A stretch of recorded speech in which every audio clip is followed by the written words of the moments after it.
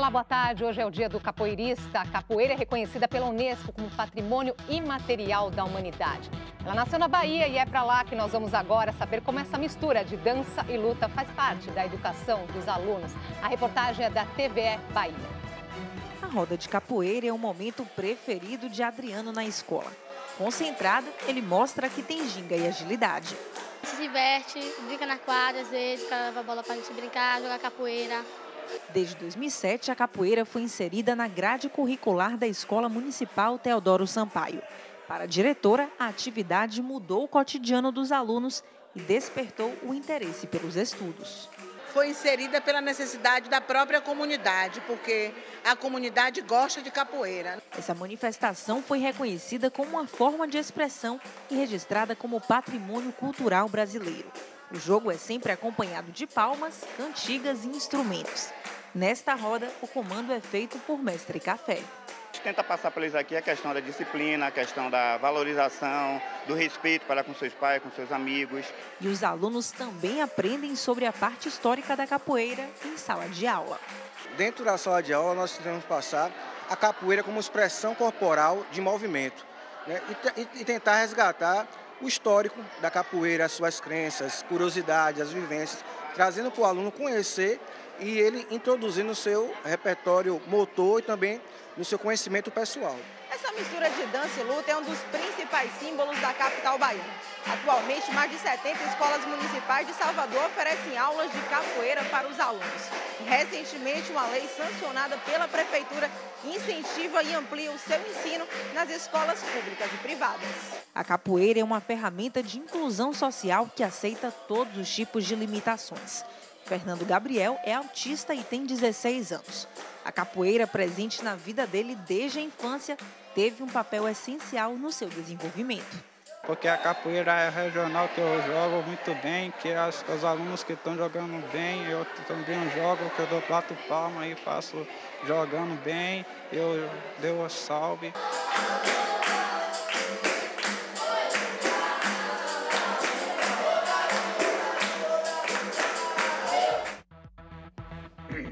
E para falar sobre a capoeira, recebemos Neide Gomes, professora de cultura brasileira e musicista, Sérgio Luiz de Souza Vieira, antropólogo e professor universitário, e o professor de educação física e mestre de capoeira, Gladson de Oliveira Silva.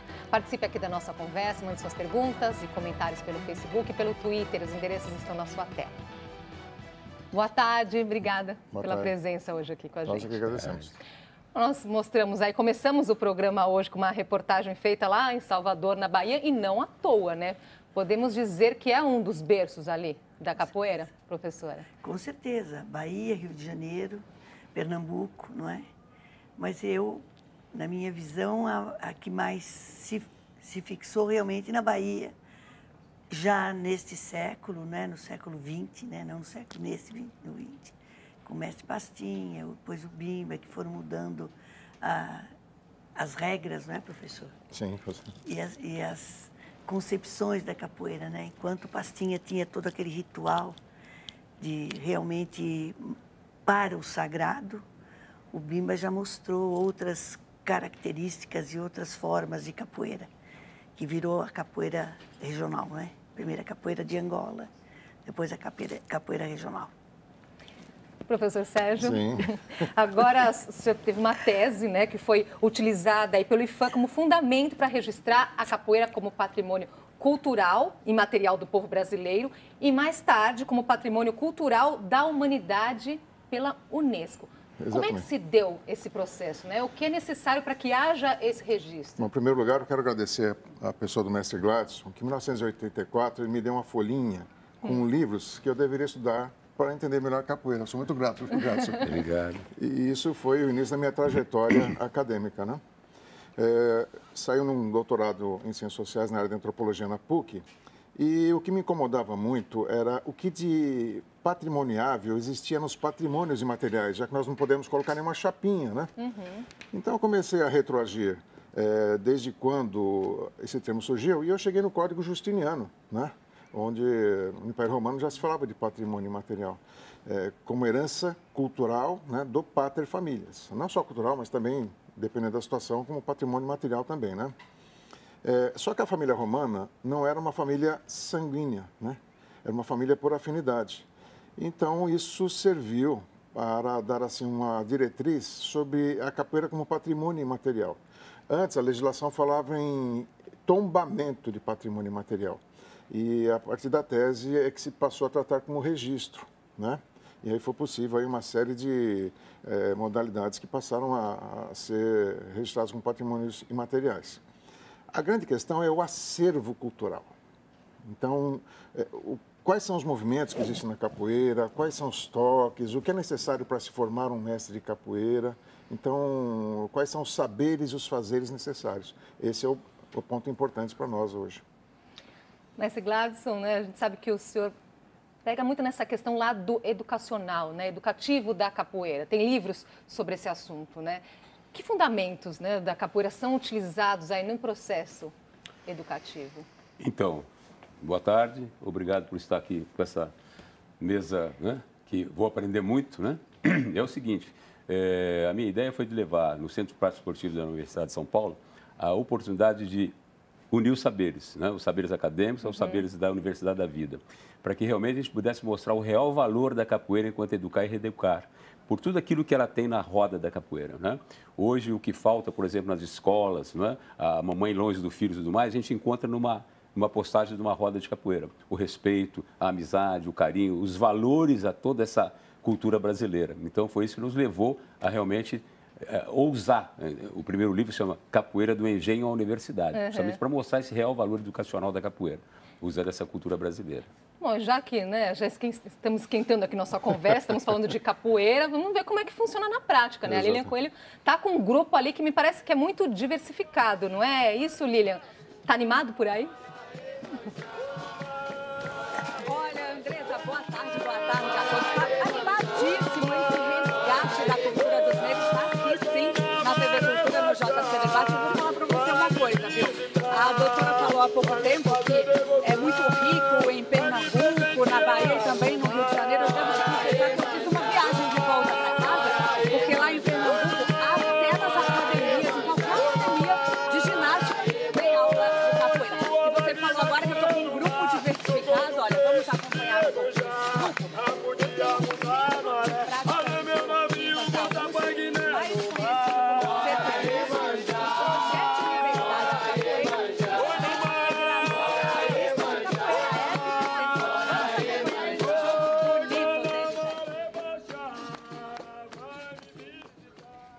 Pois é, o mestre Gladson conhece, né, esse grupo que está aí. São vários, né, como a Lilian colocou. Sim, nós temos o Centro de Prática Esportiva da Universidade de São Paulo, a Projeto de Liberdade de Capoeira, a Federação Paulista de Capoeira, justamente para mostrar, né, o valor da integração que existe numa roda de capoeira e a integração que a gente quer no mundo como um todo, né, do lado direito, do lado esquerdo, da frente e atrás, para que a gente possa melhorar a qualidade de vida do mundo. Vamos voltar um pouquinho nessa história, então, mais para trás ainda, né? Falamos aqui de Rio de Janeiro, Bahia. Vamos mais para trás, então, para falar um pouquinho da origem, então, da capoeira. Começar pelo nome, professora, que eu sei que tem uma história já no nome, não é? Bom, a capoeira, o que é a capoeira, não é? É uma mata lá do Cerrado. Olha lá, temos a imagem aqui. Isso. É onde realmente eles brincavam, onde os negros brincavam, né, professor? Né? Diziam que iam brincar de capoeira, não é? Na realidade, era uma defesa pessoal. Eles foram muito oprimidos e eles tinham que realmente se defender. Eles não portavam armas porque era proibido, então eles treinavam e o jogo, a luta... então, pois é, uma luta, é um jogo, como é certo falar, né? Lutar capoeira, jogar capoeira, qual que é o mais correto? Depende. Depende do momento. Do momento, né? Porque quando os negros iam para fazer a defesa pessoal deles, os treinamentos, na realidade é um treinamento que eles faziam para se defender, né, dos senhores feitores, etc. e tal, eles ficavam lutando seriamente, né? E agora, na África, dizem que o jogo da zebra. Quer falar um pouquinho do jogo da zebra, professor? As zebras, quando vão procurar o acasalamento, elas têm uma luta entre elas de pernas, não é? Então, os jovens, vendo aquela luta entre as zebras, eles passaram a exercitar aquilo. E naquele exercício daquela luta, era uma cerimônia de iniciação. Depois de vencer aquela luta, eles poderiam casar, eles podiam procurar uma moça para casar. Mas é isso mesmo, professor? É isso agora, mesmo? na sua origem, esse surgimento aí é de uma luta de defesa pessoal então, dos escravos, professor? Tratar da origem da capoeira é um assunto muito complexo e não há muitas fontes, né? Então, só para você ver um ponto contraditório aí, a primeira referência que se tem da luta da capoeira, enquanto luta, né, é de 1770, o tenente João Moreira, que era um português, né, da Guarda de Milícias. E a referência que se tem é que os negros viam, né, como esse tenente tinha uma maneira diferente de lutar e passaram a imitá-lo e dar nomes de movimentos, entendeu? Então, quando nós falamos de capoeira na mata é uma coisa, capoeira enquanto luta é outra situação, né? Então, o que nós temos é um produto multinacional, multicultural, né, que envolve a cultura afro, a cultura lusitana, principalmente, né? Há um paradigma que diz que a capoeira é fruto da cultura afro-brasileira, mas não podemos esquecer que é uma história de Portugal. O maior tempo dela é uma história portuguesa, então é um patrimônio luso afro-brasileiro. E principalmente quando falamos de África, não podemos nos esquecer também das aculturações afro-asiáticas que ocorreram. Então é um assunto extremamente complexo. Agora falamos, né, é um assunto complexo, né? Vamos tentar aqui passar por alguns pontos ao longo do programa, né? Falamos dessa questão da luta como defesa pessoal, mas desde a sua origem também, mestre Gladson, existe esse papel lúdico também, não é, da capoeira, do brincar, da música.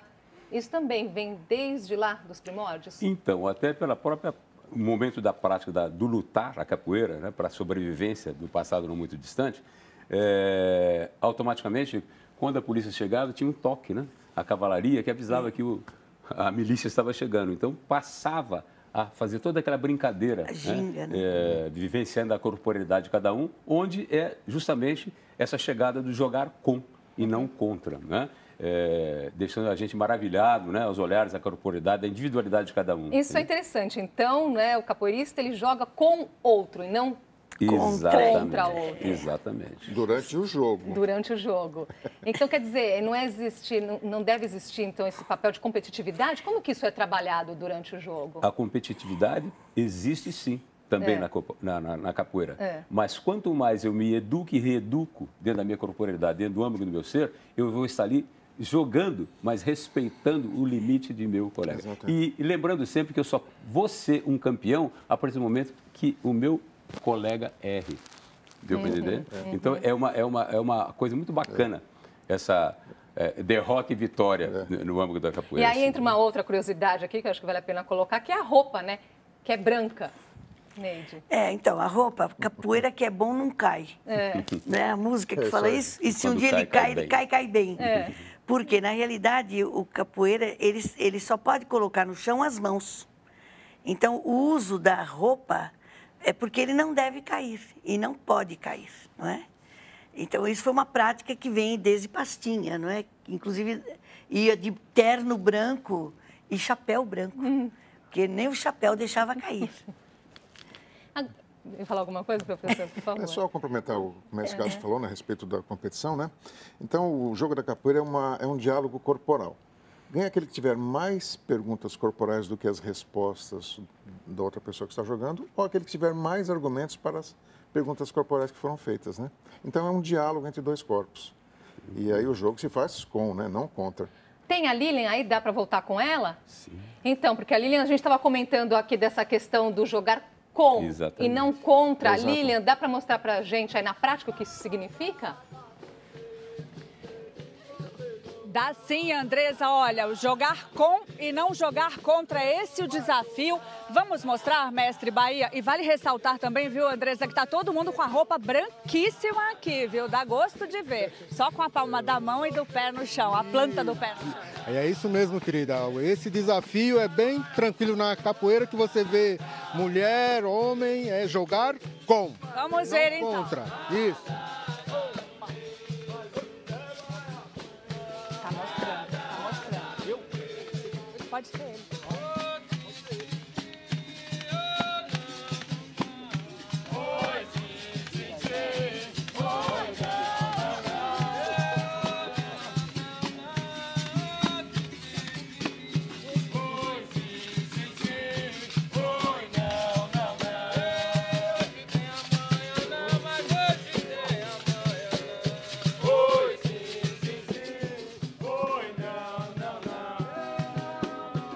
Maravilha, né? A Lilian está se divertindo lá, que deu para perceber, né? Fala um pouquinho dessa questão da roda, né? Que a gente percebe, então, é o jogar com, existe ali, né? Os dois capoeiristas da dupla, no caso, mas existe a roda. Sim. Qual é o papel da roda? Então, o papel da roda nos deixa bem, assim, favorável ao saber do que todo mundo quer hoje, né? O senso da oralidade, né? Se vocês colocarem sentadinhos, né? E lembrar do meu tempo, né, que eu sou mais velhinho aqui, estou com 34 anos já, a mamãe, né, nos ensinando uma série de coisas na oralidade, numa roda, né, normal. E essa roda da capoeira traduz toda essa realidade. Né? Por exemplo, eu só pego o berimbau, tem uma hora de eu pegar o berimbau, eu vou jogar com o meu colega, comprar o jogo, tem toda aquela riqueza da dignidade, da caridade, da honestidade, da amizade, entendeu? E do respeito entre direitos e deveres. Me parece um pouco também do saber esperar, não é? Exatamente, também, porque tem ali, cada momento que um vai entrar na roda, não querer ali passar na frente do outro, né? Não atrapalhar a conversa corporal do outro, né? Ele compra para entrar, não é? Exatamente. Chega perto, faz uma referência e compra o jogo. Ele entra na roda tirando o outro, mas de uma forma simpática. Sim. Há um aspecto também psicanalítico que é interessantíssimo de ser observado. Uma orquestra de capoeira, como vocês viram aqui, é chamada de orquestra de ritmos primitivos. Essas orquestras, elas reproduzem ritmos cardíacos. E que nós temos lembranças de quando estávamos numa situação no ventre materno. Bebês, né? Bebês, né? Então, esses instrumentos, eles reproduzem os batimentos cardíacos, né? De acordo com o tipo de batimento que vai ocorrer no berimbau, né? Que nós vamos mudar os ritmos, alguma coisa, nós mudamos também os hormônios, mudamos as emoções. Então, o mestre de capoeira, ele tem que ter, assim, uma estrutura de formação necessária para saber que quando ele conduz uma roda de capoeira, ele está conduzindo emoções humanas. Muito lindo. Gente, é riquíssimo, né, esse assunto. Só vamos para o nosso intervalo e a gente volta já.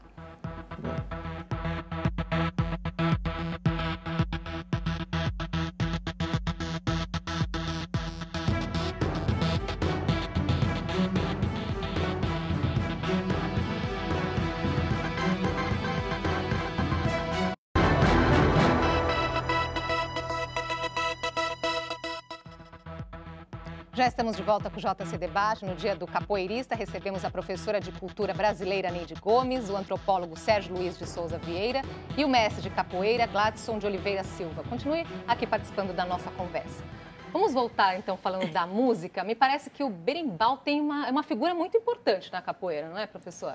Ele é o último instrumento, né, a ser incorporado na orquestra, mas ele se tornou, assim, um elemento principal, né, no meio da mesma, né? A partir dele é que os ritmos são entoados, são dirigidos. Então, o mestre comanda a roda de capoeira a partir do berimbau, né? Agora, nós temos um problema muito grande. O gigantismo com que a capoeira se tornou hoje, no século XXI, tem causado um impacto ambiental. Cada berimbau que se constrói é uma árvore juvenil que foi retirada das florestas nativas. Então, entram-se nas florestas nativas e, como ninguém é botânico, a madeira que estiver de pé, eles derrubam, né? E como eu falei, árvores juvenis. Significa o quê? Que elas não atingiram a maturidade sexual, então não produzem sementes. Então, está havendo uma seletividade, né, de madeiras que não serão mais reproduzidas na floresta. Isso está causando um impacto ambiental, né? Nós estamos tendo uma eliminação seletiva de espécies. Então, ao mesmo tempo em que há necessidade de um programa para a reprodução do patrimônio cultural e material, existe a necessidade de políticas públicas para preservarem as espécies nativas que vão servir para birimbaus, né? E que só podem ser plantadas em matas fechadas. Se plantar numa área aberta onde entra o sol, ela engalha, não serve para berimbau. Ela tem que estar em cobertura, né? Mestre. Pois é, por isso que a gente precisa também, nesse Educar e Reeducar da garotada, falar um pouquinho sobre a questão do ambientalismo, não é? Sobre todas essas questões e procurar usar... A gente tem uma série de oportunidades aí de usar materiais recicláveis e tudo mais para poder melhorar essa parte da capoeira. Perfeito. Isso é uma oportunidade ímpar de a gente esclarecer melhor, né, a nossa garotada e os nossos capoeiristas. E realmente já está acontecendo isso, né, pelo conhecimento, pela toda essa formação dos amigos aqui presentes, entendeu? Nos nossos eventos a gente faz essa proposta de trabalho também, entendeu? Já está melhorando a visão dessa garotada, dos futuros responsáveis pela evolução maior da capoeira. Vamos colocar um pouquinho de música então na nossa conversa e voltar com a Lília, lá com o grupo que está se apresentando. Oi, Andressa, está animadíssimo aqui, continua. E vocês estavam falando há pouco tempo, né, da importância do berimbau e serve, inclusive, para dar alguns alertas, né, alguns avisos. Por exemplo, está todo mundo jogando aqui a capoeira, né? Aí, de repente, a polícia está vindo. Aí, o que acontece?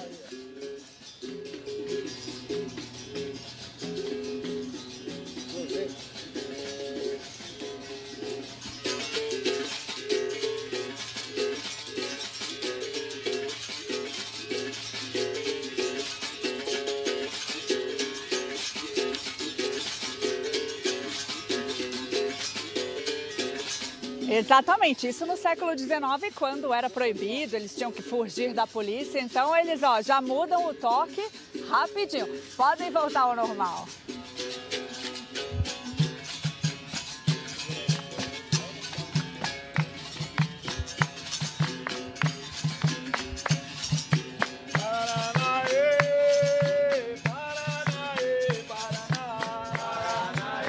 Maravilha, Lilian, obrigada, né? A Lilian lembrou ali no século XIX, né, que isso ia acontecer, então já esse susto que já ficou para trás. Exatamente. Professora. Então, o interessante do berimbau é que ele tem o berimbau de boca também, né? É muito interessante, é um aparelhinho que se coloca aqui e produz na realidade, o berimbau é um monocórdio, né? É um instrumento de uma corda só. O berimbau de boca também tem hoje até gente que fabrica berimbau de boca, né? Aqui em São Paulo. Mas o berimbau é a cabaça, né? Para fazer o berimbau de barriga, né? O cachixi, né? Aquela cestinha de vime. Agora, uma coisa interessante, a moeda, né? E a vareta. Agora, o interessante que nós estamos até conversando lá dentro, não é? É o problema da música, realmente, da capoeira, não é? A dificuldade que se tem de ter, porque Paranauê é antológica. É a que a gente mais ouve, né? Não geralmente. Existe grupo, é uma das mais conhecidas, né, que não cante esta música, né? Mas o problema de você ter partituras musicais dessas melodias. A grande dificuldade é porque é aquela história de quem conta um conto aumenta um ponto, né? E a melodia vai mudando. Isso. De repente, você perde totalmente aquela melodia original porque ela não tem uma grafia musical. Pois é, né? Esse ponto eu até acho importante nós colocarmos aqui, porque sim, é patrimônio da humanidade, mas o que fazer para que ela não se perca, né? Na sua origem. Isso está sendo, de alguma forma, garantido, professor? A capoeira se torna um patrimônio cultural da humanidade, mas significa o quê? Que não é a Unesco que vai cuidar, é o governo brasileiro, né? Então, essa canção Paranauê, né, ela tem um sentido, que é um jogo de palavras entre o Rio Paraná, o Mestre Paraná, né, e o estado do Paraná. Em Portugal, eu vi o pessoal cantando Bananauê. Bananauê, Bananauê, Bananá, né? Agora, se houve uma perda de sentido original numa língua portuguesa, o que não acontece no árabe, na China, no Japão? Então, é necessário que o governo estabeleça mecanismos de reprodução do acervo em todos os países por meio de seus adidos culturais. Estávamos lembrando aqui também, né, dessa questão se tornou o patrimônio e o quanto que ela está presente nas escolas. Nós estamos aqui com pouco tempo para mostrar toda essa riqueza, né? Nós mostramos ali na escola, em Salvador, na Bahia, mas e no restante do país? Se pegarmos o Censo Nacional da Educação, nenhum por cento das escolas que estão no ensino fundamental e médio fazem capoeira no Brasil hoje. Não chega nem a 1%, 0,8%. Então, o governo brasileiro, até hoje, passados 10 anos do reconhecimento, não conseguiu dar conta do acervo cultural. Acho que vale a pena, então, uma rodada final aqui, para uma palavrinha final, para mostrarmos aí o que estamos perdendo, então, quando não incluímos aí a capoeira nas escolas. Mestre. Então, é muito importante isso, porque você tem a oportunidade de trabalhar o educador, o educando e a família. Isso é que é necessário, principalmente hoje, quando a mamãe está saindo para trabalhar também. E os seus filhos ficam na mão de estranhos. Se não forem líderes e buídos de novos propósitos, não vai, né, regimentar todo esse princípio de berço. E a capoeira traduz tudo isso. Por exemplo, também nos projetos sociais. Eu vou falar um pouquinho do projeto que a gente tem, o projeto Porta Aberta no Capão Redondo. Nós estamos com o menino já terminou o mestrado na Escola de Educação Física da USP, né? Meninas fazendo doutorado no Canadá, todos eles estudando. Por quê? É o momento que a capoeira vai mostrar o real valor de tirá-los, né, daquele gueto, mas com uma força que vem de dentro deles já. Só precisa ser analisado e acreditado com relação a essa proposta. Lembrando do papel da resistência também, né? E da luta por direitos iguais que tem a capoeira, não é, professor? Exatamente. Eu entendo que essa não ampliação da capoeira na escola faz com que haja uma perda da identidade nacional. O Maurício Júnior aqui está perguntando, será que um dia a capoeira vai virar esporte olímpico? Acho que já tem até projeto, né? Tem projeto para isso? Isso é extremamente difícil, porque há necessidade de um regulamento que mantenha a capoeira igual em, no mínimo, 125 países. No mínimo 125? Mas a capoeira não está no mundo inteiro? Está, mas de maneira solta, né? Infelizmente, nosso tempo acabou. Mas eu diria assim, que deixe as Olimpíadas para lá, que nós possamos trabalhar com o real valor do educar e reeducar pelos valores da nossa cultura brasileira, da capoeira. Sem dúvida. Aqui não, e no mundo todo. Estamos ensinando português no mundo todo. Todo mundo canta em português, né? E tocando instrumentos, sentindo a oportunidade de detonar essa bomba que a gente tem aqui dentro, que é o nosso coração, que irmanados da direita e da esquerda, nós podemos modificar realmente essa essência crucial desse mundo moderno do século XXI. Realmente melhorar, né? Trazer todos os povos. A única coisa que nos diferencia é algumas culturas e o idioma. O resto, todos nós estamos necessitados de darmos a mão e melhorar para dar um porvir melhor para essa humanidade. É o que nós esperamos. Perfeito. Isso é. Muito obrigada pela participação. Nós agradecemos. Essa aula que nós tivemos aqui hoje. Até uma próxima oportunidade. Obrigado. Nós vamos terminar o JC Debate com mais do grupo que está nos apresentando lá com a Lilian. Obrigada pela companhia e uma ótima tarde para você.